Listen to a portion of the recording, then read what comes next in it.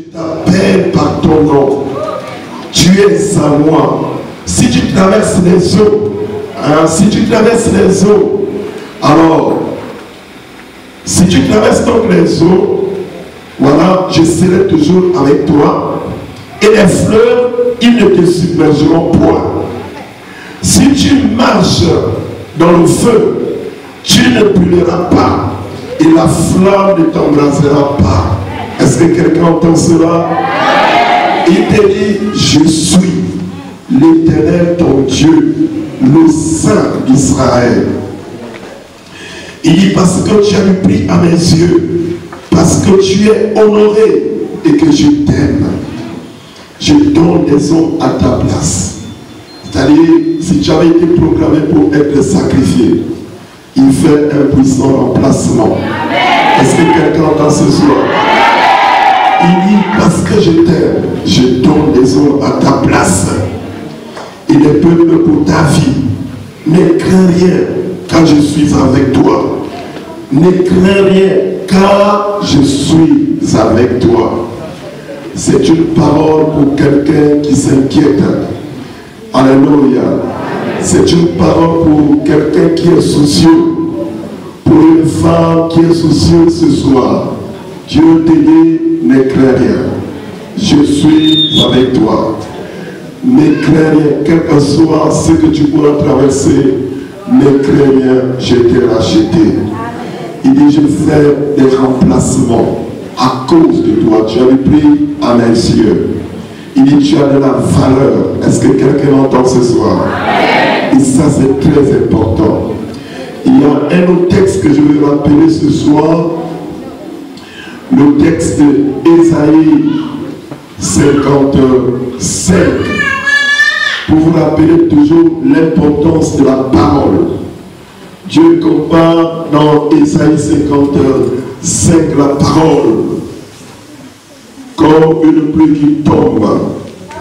Et il est dit, comme la pluie et la neige descendent des cieux. Et il ne retourne pas sans avoir arrosé, fécondé la terre. Et il fait germer les plantes sans avoir donné de la sémence au semeur et du pain à ceux qui mangent. Ainsi en est-il de ma parole qui sort de ma bouche. Elle ne retourne point à moi sans effet, sans avoir exécuté ma volonté. Est-ce que quelqu'un m'entend ce soir? Ça veut dire quand Dieu envoie sa parole ne peut pas retourner chez Dieu sans pourtant qu'elle accomplisse sa volonté parfaite. Et la parole de Dieu est souvent comparée à un messager, à un missionnaire. Et c'est comme quelqu'un à qui on donne une mission spéciale et qui va rencontrer quelqu'un et faire vraiment ce qu'il fallait vraiment faire et le tout après avoir accompli la chose pour laquelle la personne a été envoyée.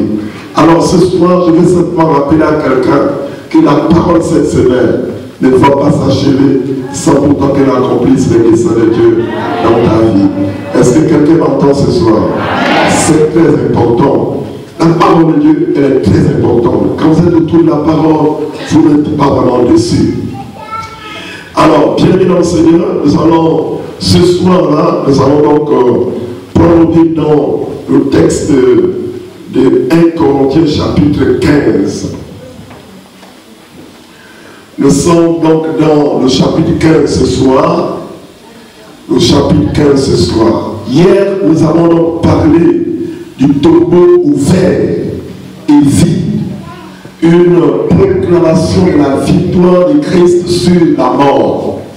Et nous avons dit que cette déclaration-là, de la victoire de Christ sur la mort, repose sur trois grandes démonstrations. La première démonstration, nous avons dit que Jésus-Christ était le Fils de Dieu, le seul qui avait le droit et l'amabilité de réconcilier l'humanité avec Dieu. Pourquoi? Parce qu'il avait une dimension divine en lui. Il était qualifié pour faire ce travail. Et il a fait son travail une bonne fois pour toutes, il ne fera pas deux fois. Est-ce que quelqu'un m'entend? Vous êtes avec moi ce soir? Donc Christ, il n'était pas seulement humain, mais il était à la fois Dieu, homme et Dieu. Parfait, 100% homme, 100% Dieu, et sa vie était une vie mystérieuse. C'était la personne qu'il fallait pour répondre à ton besoin, pour répondre aux besoins de l'humanité. Est-ce que vous m'entendez? Donc c'est pourquoi il a vaincu la mort. La mort ne pouvait pas vraiment le contenir. Et nous avons dit, bien aimé, nous avons dit hier, que quand la mort, il y a des personnes qui ont existé dans l'humanité. Il y a des gens qui ont vécu, qui ont influencé la terre, qui ont influencé les royaumes, qui ont influencé les nations, qui ont influencé, ils avaient des grands noms. Mais la mort les a engloutis. La mort ne les a jamais rejetés. Est-ce que vous entendez? Il y a même dans le quartier, vous avez certainement vécu dans mon village, des hommes qui terrorisaient les autres. Mais quand la mort les engloutit, une bonne fois pour tout, vraiment rien ne pouvait les relâcher. Quel que soit son pouvoir sur la terre. Il y a des grands noms qui ont existé, mais la mort les a engloutis, on n'en parle plus. Mais le seul Jésus-Christ est sorti du tombeau. Il est sorti vainqueur. De génération en génération, on ne fait que prêcher son message. Est-ce que quelqu'un m'entend ce soir? Alors nous avons dit aussi la victoire de Christ reposait sur la démonstration, comme nous l'avons vu hier, vraiment sur, puisque nous avons abordé au-delà donc de l'aspect qu'il avait, la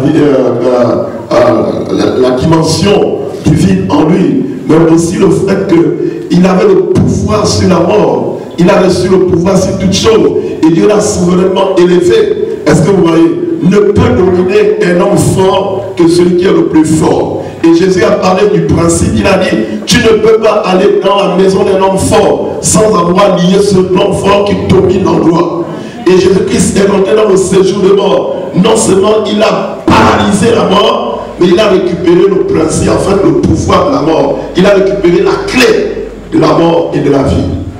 Et la Bible nous déclare dans le livre de l'Apocalypse qu'au jour d'aujourd'hui, la vie et la mort, la clé, c'est entre les mains du Seigneur Jésus-Christ. Tu ne peux pas être traumatisé par la mort. Et l'autre dimension que nous avons observée, c'est que Christ a dépouillé l'efficacité de la mort. Il a complètement réduit la mort. Il a délimité le pouvoir de la mort. Il a en fait, qu'est-ce qu'il a fait encore? Ça veut dire qu'il a tracé la mort. Quand Dieu dit tu ne peux pas vraiment toucher, il ne peut pas toucher. Quel que soit le moment, la dimension, quelles que soient même les incantations. Même si quelqu'un te fait des incantations, quand Christ est en toi, si Dieu n'a pas dit son dernier mot, personne ne peut vraiment te dominer. Est-ce que quelqu'un m'entend ce soir? Je te dis ce soir, si Christ n'a pas dit que tu dois partir, c'est ton heure, tu ne peux pas partir. Tu ne peux pas partir. Tu ne peux pas partir. Donc c'est pourquoi, en fait, le message sur la résurrection de Christ au tombeau ouvert, c'est un message qui vient fortifier l'Église. Qui vient fortifier l'Église. Et nous avons enfin vu aussi que en fait, la victoire de Christ qui est proclamée, c'était également une démonstration donc, de l'autorité de Christ sur toutes choses. Et la Bible a établi sur la mort, sur les vivants et les morts. Ça veut dire quoi? Même les gens qui sont morts, ils ne peuvent pas influencer ta destinée. Il y a des gens qui vivent, vraiment quand ils vivent là, ils sont influencés par les morts. Chaque fois, ils font des cauchemars des morts. Donc quand tu dors, tu ne rêves que les morts. Mais tu ne peux plus être dominé par les morts si tu es en Christ. Est-ce que vous m'entendez ce soir? Il y a des gens qui sont traumatisés. À chaque fois, tu ne rêves que les gens qui sont partis. La Bible déclare qu'il n'y a plus de relation entre les morts et les vivants. Il n'y a plus de relation. Et le pouvoir de Jésus-Christ ne se limite pas seulement sur les vivants, même sur les morts. Ça veut dire que si tu es en Christ, tu es l'homme le plus privilégié. Tu es appelé à vivre pleinement ta vie sur la terre. En fait, tu es destiné à vivre pleinement ta vie sur la terre. Et aucune situation ne doit te limiter. Tu dois aller plus loin. Donc hier, frères et sœurs, nous avons vu cela et ce soir, nous allons encore monter. Dis à ton frère, nous allons monter. Ah, dis ça plus fort que tu dois monter ce soir. Dis ça plus fort, tu dois monter ce soir. fois, tu vas monter ce soir. Vous savez, c'est très important. Beaucoup de chrétiens n'ont pas encore compris que vous êtes appelés à vivre librement, pleinement votre vie. C'est-à-dire quand tu dors, tu dois dormir sans être inquiété par qui que ce soit. Même pas par un sorcier. Tu dois vivre pleinement ta vie. Quand tu travailles, tu dois travailler de manière à ce que ce qui doit animer ton esprit, c'est simplement le succès. Parce que nous avons parlé, nous avons dit que quand on parle, la mort évoque plusieurs réalités. La mort peut évoquer l'échec. Ça peut évoquer, vraiment, comment on appelle ça, vraiment la sécheresse. Deuxième aspect, c'est le fondement de l'explosion du témoignage de la foi. Comment ouvert et vie. Le deuxième aspect que nous abordons ce soir, c'est donc le fondement. On parle du fondement ce soir, le fondement pour l'explosion du témoignage de la foi. Fondement pour l'explosion du témoignage de la foi. Et lisons ensemble donc 1 Corinthiens chapitre 15, à partir du verset 1er. Est-ce qu'on peut se lever tous ensemble? Voilà, regardons tous ensemble ce texte. 1 Corinthiens chapitre 15, à partir du premier verset. Alors, quelqu'un peut nous faire la lecture? Est-ce qu'il y a un très bon lecteur? Il va prendre le micro et il va faire cette lecture-là pour nous. Chapitre 15, à partir du premier verset jusqu'au verset 20. Il faut prendre le micro. C'est un très bon chapitre. Est-ce que quelqu'un m'entend ce soir? Amen. Écoutons donc la lecture de la parole de Dieu. Je vous rappelle, frères, l'évangile que je vous ai annoncé, que vous avez reçu, dans lequel vous avez persévéré. Il faut changer la Bible.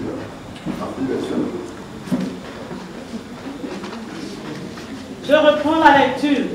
Je vous rappelle, frères, l'évangile que je vous ai annoncé, que vous avez reçu, dans lequel vous avez persévéré et par lequel vous êtes sauvés, si vous retenez tel que je vous l'ai annoncé. Autrement, vous auriez cru en vain. Je vous ai enseigné avant tout, comme je l'ai aussi reçu, que Christ est mort pour nos péchés selon les Écritures, qu'il a été enseveli et qu'il est ressuscité le troisième jour selon les Écritures, et qu'il est apparu à Cépha, puis aux 12.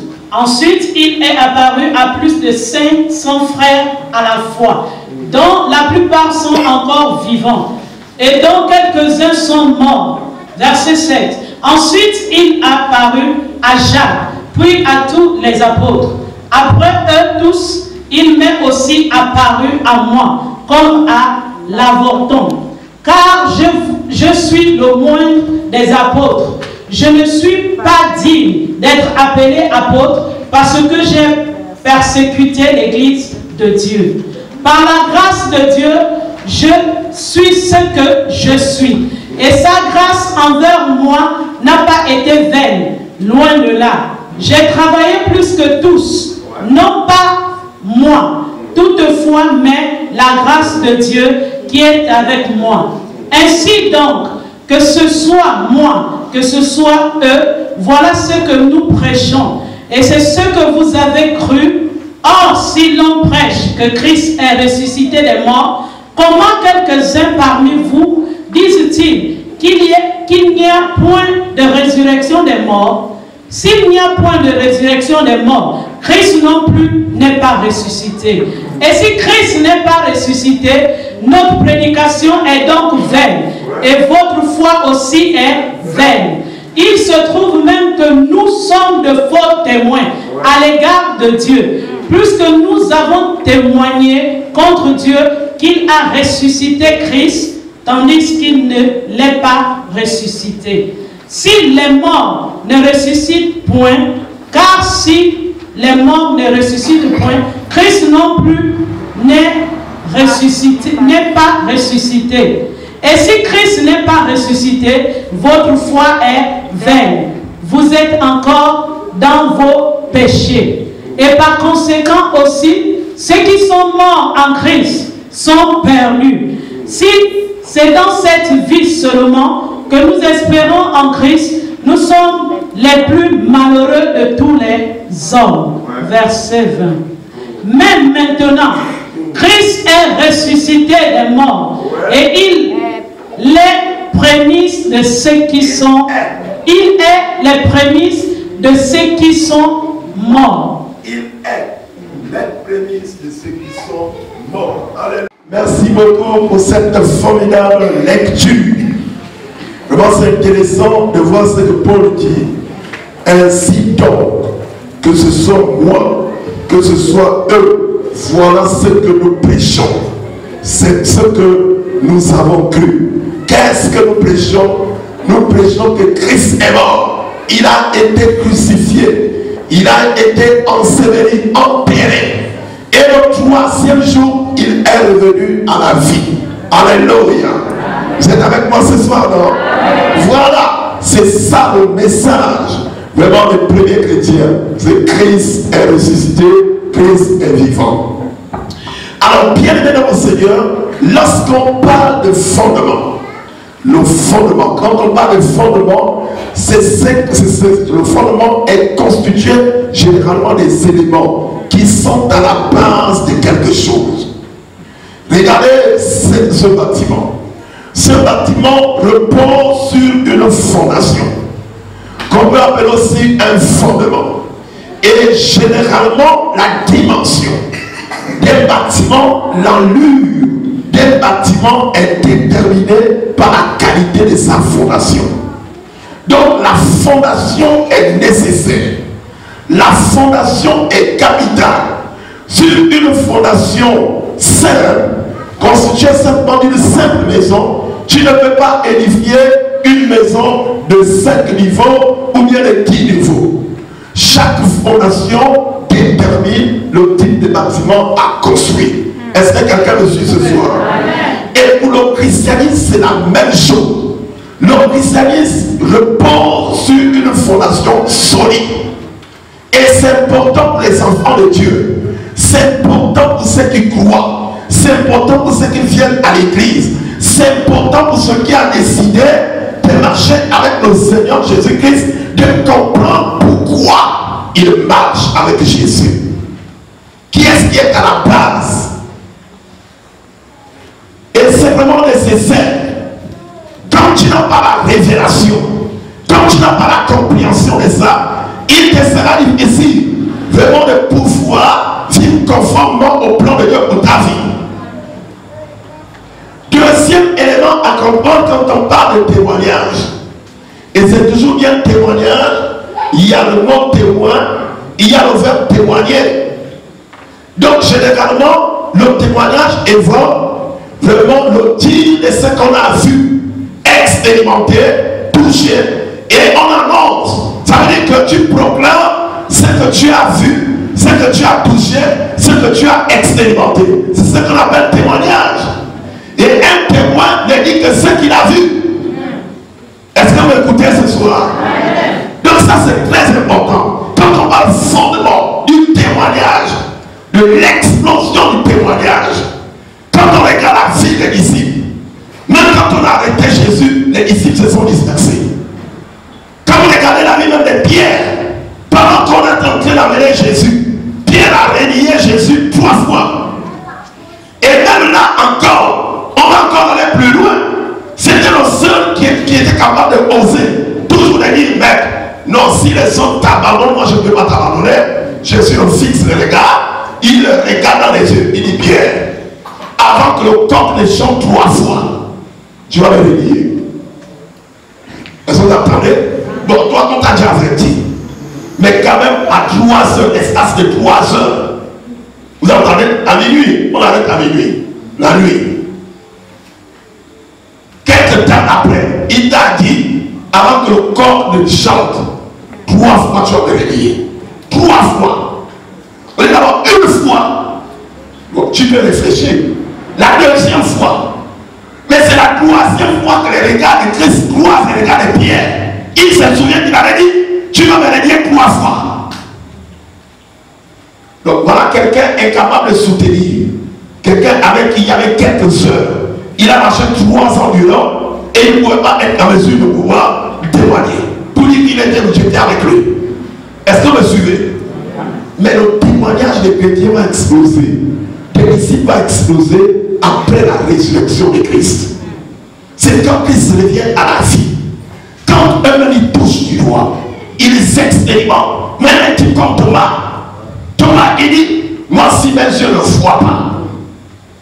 Il dit, si mes yeux ne voient pas, même elles ne touchent pas, là on a pensé. Ah, moi je ne peux pas croire à ça. Je ne peux pas croire à ce que les femmes racontent. Je ne peux pas croire à ce que les disciples de Emmaüs ont vu. Je ne peux pas croire à ce que les gens racontent. Mais pendant qu'il est en train de parler, discuter dans la salle, le mec apparaît. Il dit Thomas, il est fixe, il dit Thomas, viens. Il est changé par quelqu'un d'autre, il dit Thomas, viens, approche-toi. Il dit regarde, et ce qui est extraordinaire, en réalité, quand on parle, le même chapitre 15 là, quand il parle de la résurrection, il dit en fait, ceux qui reviendront à la vie vont revêtir l'incorruptibilité. Ça veut dire un corps qui ne peut plus être corrompu. Vous me suivez? Mais ce qui est mystérieux, c'est quoi? C'est que dans cette histoire, Christ vient avec toutes les traces de la crucifixion. Ça veut dire que ce qui était en lui, ça veut dire qu'on va clouer les pointes là. Il y avait encore, c'était passé. Quand ils sont, il dit Thomas, mets ton doigt. Il dit regarde, mets ton doigt ici. Puisque tu as dit tu veux voir les preuves. Donc, frères et sœurs, ce que nous disons ce soir, c'est que c'est la résurrection de Christ, l'expérience de la résurrection de Christ qui pousse le témoignage, qui permet que nous puissions vraiment raconter ce qu'on a vu. Et ce soir, bien aimés dans le Seigneur, nous allons ensemble aller et voir des éléments qui vont nous pousser et booster en tant que fidèles, en tant que chrétiens, en tant que responsable d'église, en tant que nouveau converti, comment tu peux édifier ta foi. Le témoignage est nécessaire. Et dans le témoignage, tu ne fais que dire. Tu ne dis pas ce que tu n'as pas vu. Tu ne dis pas ce que tu n'as pas ressenti. Tu ne dis pas ce que tu n'as pas expérimenté. Le témoignage, tu dis avec exactitude ce que tu sais, ce que tu as vu. Et généralement, en fait, on va dire généralement, les savants, ils expliquent qu'il y a 2 types de témoignages, il y a 2 types de témoins. Il y a souvent des témoins qui sont des témoins oculaires. Il y a dans ce domaine aussi, il y a des témoins qui font confession vraiment de la nouvelle foi qui est prophétisée. Ça veut dire que tu as adhéré et Jésus-Christ a fait la nette distinction. Il a parlé de ça, il a dit heureux ceux qui croient sans avoir vu. Vous entendez?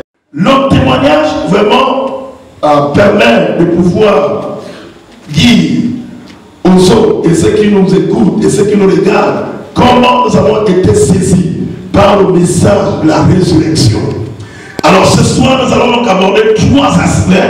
Nous allons exploiter dans le discours de l'apôtre Paul, dans le discours de l'apôtre Paul que nous venons de regarder ce soir, comment l'apôtre Paul parle aux Corinthiens. Il est en train de montrer que frère, vraiment la résurrection est une réalité. Le premier élément que nous voulons considérer ce soir, c'est que Paul dit, et pour Paul, il affirme que la raison d'être de la prédication de l'évangile, la raison d'être de la prédication de l'évangile, c'est Christ ressuscité. Christ est ressuscité. Il dit la prédication de l'évangile, c'est Christ ressuscité. Et si Christ n'était pas ressuscité, l'évangile n'aura pas sa raison d'être. En fait, il explique aux Corinthiens, il dit le sens profond, la raison d'être de l'évangile. L'évangile, c'est que Christ est ressuscité. Et comme nous l'avons appris il y a 2 jours, que l'évangile, la bonne nouvelle, est définie comme une puissance. Est-ce que quelqu'un me suit? Paul dit qu'il ne faut pas avoir honte de l'évangile. Il ne faut pas avoir honte de témoigner la parole, de témoigner le message de Christ. Et ce message-là est très profond et pertinent. Pourquoi? Et ce message, c'est le message qui libère les gens. C'est le message qui justifie les personnes. C'est le message qui amène les personnes à expérimenter la libération. C'est pourquoi il disait, il n'y a pas honte de l'évangile. Dans Romains chapitre 1, les versets 16 à 17, un peu plus haut, il dit, c'est un devoir pour lui. C'est une lourde responsabilité. Il dit que ce soit les païens, que ce soit les juifs, que ce soit les romains, que ce soit les esclaves, que ce soit les savants, que ce soit les pauvres, que ce soit les ignorants, je le dois au message de l'évangile. Je dois prêcher l'évangile. Il dit dans l'évangile, Dieu révèle sa justice. Est-ce que quelqu'un m'entend? Dieu révèle sa justice. Dans l'évangile, Dieu demande que Dieu peut pardonner un pécheur. Dans l'évangile, Dieu demande que Dieu peut effacer tes iniquités. Dans l'évangile, Dieu demande que ton histoire peut changer. C'est ça le message de la bonne nouvelle. Il dit c'est la bonne nouvelle. Il dit l'évangile c'est la bonne nouvelle. Il dit la raison de la prédication de l'évangile, c'est Christ est ressuscité. Alléluia.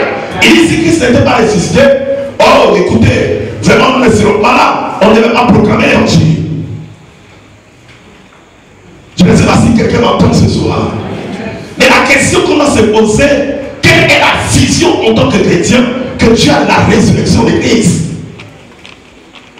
Comment cette résurrection de Christ en toi, la vérité de la résurrection de Christ, vraiment façonne ta vie? Comment la vérité de l'évangile, vraiment la vérité de la résurrection de Christ, vraiment pousse ta foi? Comment ça fait? Comment ça fait? Comment ça fait? C'est pour cette raison on dit, c'est le point de départ, c'est la fondation, c'est la base de l'explosion du témoignage. Ça veut dire que plus que tu as la certitude dans ton cœur, et cette certitude est basée sur quoi? Sur l'expérience personnelle. Cette certitude est basée sur l'expérience personnelle. Qu'est-ce que la parole de Dieu a fait dans ta vie? Qu'est-ce que la parole de Dieu a fait dans ta vie? Qu'est-ce que le message de Christ a fait dans ta vie? C'est ce que tu as vécu, c'est ce que tu as vu, c'est ce que tu as entendu, que tu exprimes. Est-ce qu'il y a quelqu'un qui veut me dire Amen ce soir? Est-ce qu'il y a quelqu'un qui veut me dire Amen ce soir? Vous savez, regardez Jean, l'apôtre Jean dit, ce que nous vous annonçons, ce que nous vous annonçons, c'est ce que nos yeux ont vu, c'est ce que nos mains ont touché, c'est ce que nous avons contemplé, nous avons entendu. Et nous pouvons certifier que c'est la vérité. Vous entendez? C'est la vérité. Et quand ils témoignent, c'est au péril de leur vie. Quelqu'un m'entend? Et dans le mot témoin ou témoignage, il y a la notion de martyr. Ça veut dire rien ne peut te bloquer ou t'empêcher de proclamer le nom de Jésus. Aucune situation, aucun homme. Les disciples ont été arrêtés juste quelques temps après la guérison d'un homme qui était assis au portique du temple. Et les responsables religieux ont dit à Pierre et à Jean, on s'interdit de parler au nom de cet homme.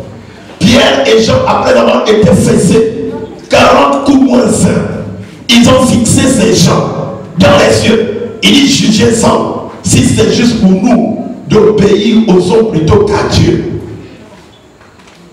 Pourquoi? Personne ne pouvait lui dire le contraire de ce qu'ils avaient expérimenté et vu. Jésus les avait dit, les gens vont me tuer, je vais mourir par les mains des impies, je ferai 3 jours dans le tombeau, et le 3e jour je reviendrai à la vie.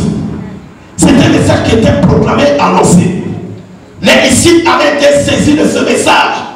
Et à plusieurs reprises, il a expliqué, il a pris les images. Même quand les gens demandaient le miracle, il a dit ce peuple-là, vraiment ce peuple dur d'esprit et d'entendement réclame le miracle. Il ne leur sera donné aucun autre miracle si ce n'est le miracle de Jonas. Est-ce que vous comprenez? Ça veut dire quoi? Jésus-Christ était conscient qu'il allait mourir, alléluia, qu'il ferait 3 jours dans le séjour de mort et après il devait sortir. Dites-moi dans l'histoire, quel est cet homme-là qui a raconté vraiment des choses comme telles et qui se sont accomplies avec exactitude? Dites-moi un peu, quel est dans l'histoire de l'humanité, quel est l'homme qui a rencontré la mort? Il a lutté avec la mort, il a tapé la mort, il est sorti vainqueur. Est-ce que quelqu'un m'entend ce soir? Donc c'est pourquoi, frères et sœurs, la première chose et la première vérité qui doit booster le témoignage de ta foi, c'est le fait que tu as la certitude que Christ est ressuscité. C'est quelque chose, c'est un élément fort qui doit booster ton témoignage. Et c'est ce qui a fait les premiers chrétiens qui n'avaient pas les messages. Les premiers chrétiens, le seul message, c'est Christ était ressuscité. Les livres là ont été écrits à partir de l'an 40, 50, 60, après la résurrection de Christ. Les premiers chrétiens, leur message, Christ était ressuscité. Quand ils parlaient que Christ était ressuscité, il y avait des signes, il y avait des prodiges, il y avait des miracles. C'est tout. Il n'y avait pas d'autre message. Il n'y avait pas des explications de doctrine. Les doctrines, c'est après, ce sont les écrits que les autres, il fallait répondre à certaines interrogations. Mais leur témoignage et leur message, Christ est ressuscité. Est-ce que quelqu'un m'entend? Et c'est ce qui a fait que chaque jour, quand ils étaient à l'église, assis à l'église, la Bible dit, et le Saint-Esprit ajoutait chaque jour des hommes et des femmes qui étaient sauvés. Chaque jour, chaque jour, chaque jour, chaque jour. Le message était proclamé, Christ est ressuscité, Christ est Seigneur. Tout était centré sur la personne de Jésus-Christ. Je ne sais pas si quelqu'un m'entend. Combien de personnes témoignent de Jésus dans leur vie? Combien de jeunes témoignent de Jésus-Christ dans leur milieu scolaire? Combien de personnes témoignent de Jésus-Christ dans le travail? Combien de personnes témoignent? C'est le message fondamental. C'est le message fondamental. C'est le message dont nous avons besoin de revenir, sur lequel nous devons revenir et qui pourra changer notre mentalité. Est-ce que quelqu'un m'entend ce soir? Je prie que le Saint-Esprit t'aide à comprendre que Christ est ressuscité. C'est ça le message.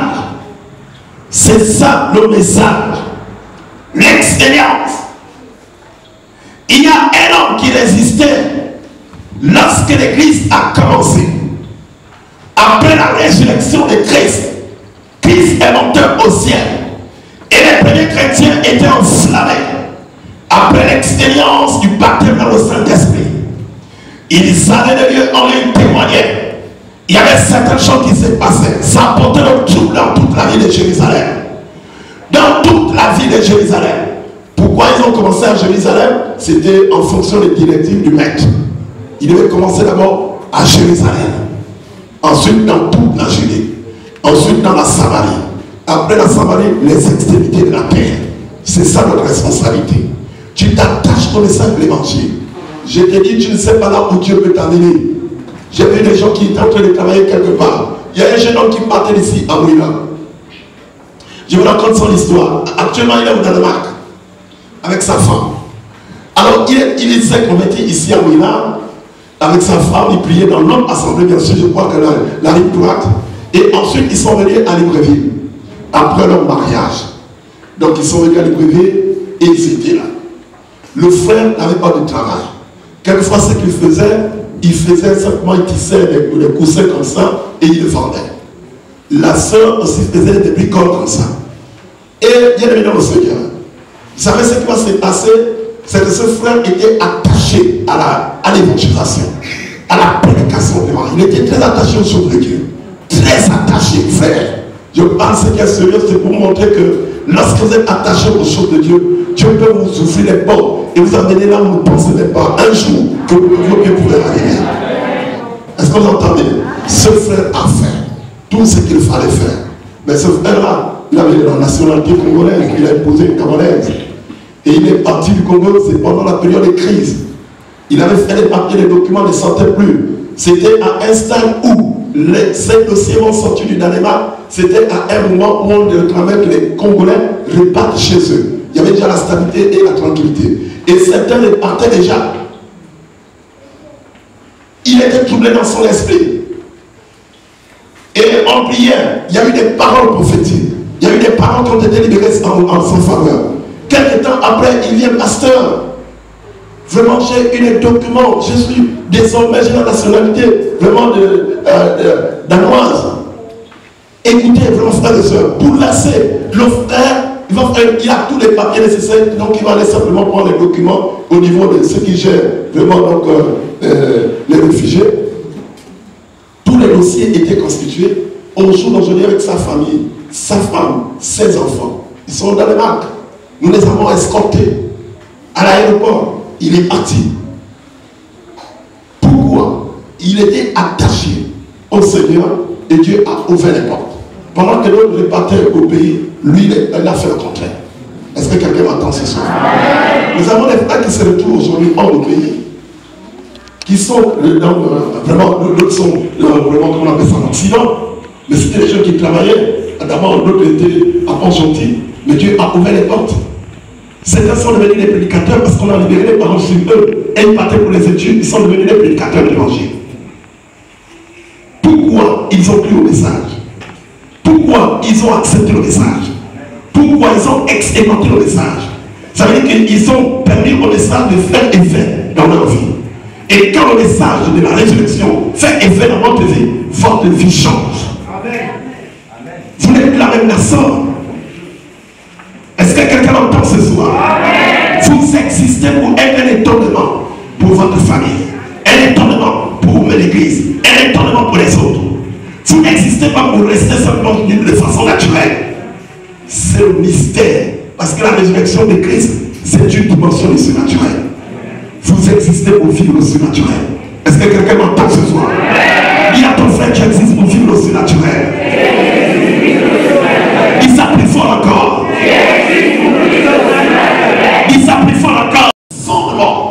Fondement, frères et sœurs, de l'explosion du témoignage, c'est que ça nous permet d'avoir des éléments qui nous permettent vraiment de donner à notre foi une dimension. Comme nous l'avons vu hier, la mort ne peut pas contenir vraiment le Christ aussi longtemps. La mort ne savait pas. La mort ne savait pas que cet élément qu'elle était en train d'engloutir, c'était un élément qui devait venir déposséder son pouvoir et sa force. Est-ce que quelqu'un me suit? Amen. Vous savez ce qu'on explique du VIH? On dit généralement les anticorps dans le corps de l'humain. Dieu a placé des éléments qui luttent pour combattre des maladies. Donc quand un microbe rentre dans le corps, il y a ce qu'on appelle les anticorps. Ils engloutissent, ils phagocytent le microbe. Est-ce que vous voyez? Et en phagocytant le microbe, il doit vraiment détruire ce microbe à l'intérieur. Est-ce que vous me suivez? Donc il phagocyte le microbe et le microbe doit mourir. Mais ce qui se passe avec le VIH, c'est quoi? C'est que quand l'anticorps vraiment phagocyte le virus du VIH, ça veut dire que l'anticorps s'éclate et d'autres virus du VIH sortent. Au lieu que ce soit comment on appelle ça, l'anticorps qui détruit, vous me suivez? Le virus, c'est le virus non seulement qui détruit l'anticorps, mais qui se multiplie. C'est ce qui est phénoménal avec vraiment ce virus. Et qui peut transiter, changer même des formes. Vous m'entendez? Mais en fait, je ne veux pas dire que Christ, je vous présente cette image pour vous montrer ce qui est arrivé à la mort. La mort a englouti le Christ. Dans sa dimension humaine, il pensait que tous les hommes sont mortels. C'est ce qui avait été proclamé. Tous les hommes sont mortels.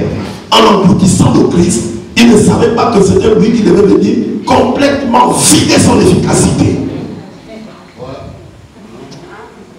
Un jour, 2 jours, la mort constate que son pouvoir est en train de perdre, de disparaître. Il dit, j'ai avalé un élément toxique. Alléluia. 3e jour, la mort s'affaiblit et projette l'élément. Et la Bible nous dit, en fait, quand vous regardez, les disciples ont du mal même à expliquer le phénomène, ce qui s'est passé à la fois à la crucifixion et à la résurrection. Vous savez, quand Matthieu vous parle des phénomènes surnaturels qui se sont produits pendant qu'on crucifiait eux-mêmes, on parle de la résurrection. Quand Christ a rendu là, il y a eu les corps des saints qui sont sortis. Même à la résurrection, certains ont vu les corps des saints. Pourquoi? Parce que Christ est parti avec la mission, non seulement pour proclamer la bonne nouvelle à tous les captifs de la mort, et surtout à les saints, mais il les a ramenés. Pierre dit, il a ramené les captifs à la vie. Il les a changés de positionnement. Est-ce que quelqu'un m'entend ce soir? C'est pourquoi, frère, vous devez tenir compte de ce message. C'est un message profond.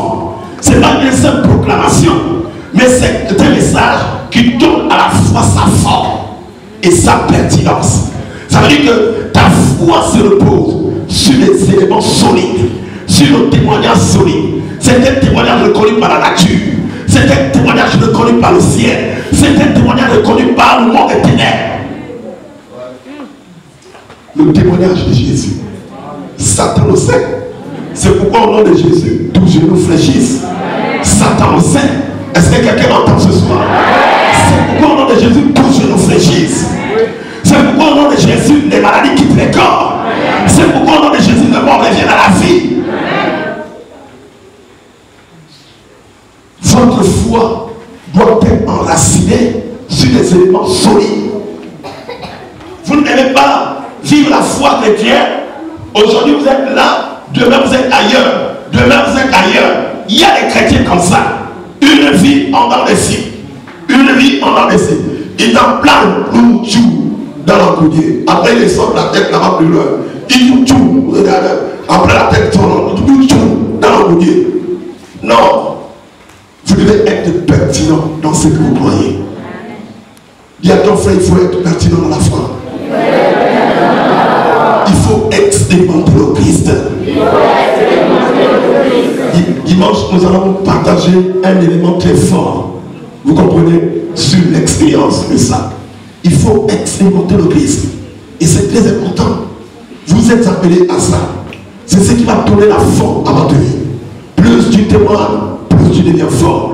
Plus tu témoignes, plus tu deviens conquérant. Plus tu témoignes, plus tu deviens vainqueur. Plus tu témoignes, plus les forteresses sont ébranlées.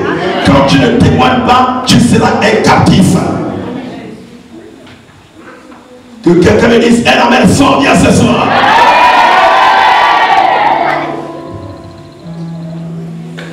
Est-ce que quelqu'un peut me donner un amen fort bien ce soir?